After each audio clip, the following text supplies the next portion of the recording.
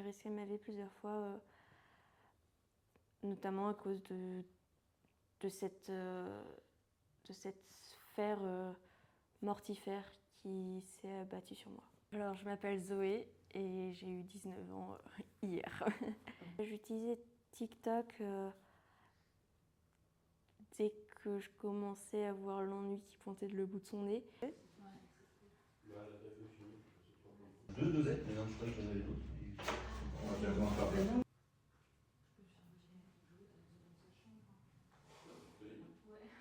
Avant que j'installe TikTok, j'avais déjà un petit terrain de mal-être, mais TikTok, en effet, a vraiment amplifié ce mal-être. Ça m'a un peu retourné le cerveau. Il y avait des contenus qui étaient très culpabilisants, notamment sur si tu te scarifies mais que tu n'as pas de point de suture, c'est que ça ne compte pas. Si tu fais une tentative de suicide mais que tu ne te retrouves pas à l'hôpital, c'est ça compte pas. C'est que tu n'es pas allé suffisamment fort ou que tu voulais pas vraiment en finir. Tout le monde a cet outil dans la poche en général, et donc se dire qu'on a des modes d'emploi sur comment se tuer, c'est choquant et ça n'a pas lieu d'être.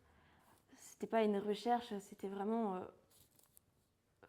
on me l'a donné, on me l'a jeté dessus sans que je ne sois d'accord pour les voir.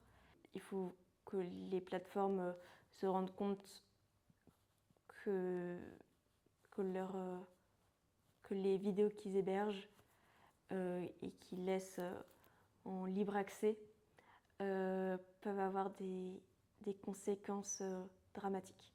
Dans ce manège malgré moi, je vais un petit peu retracer le parcours de Zoé. Donc elle a eu son téléphone en classe de 4e. Elle voit une chanson d'un chanteur qui s'appelle No Hypnoté, qui parle de ce conservatoire. Voilà, donc tu avais un mode de vie peut-être un petit peu différent du nord.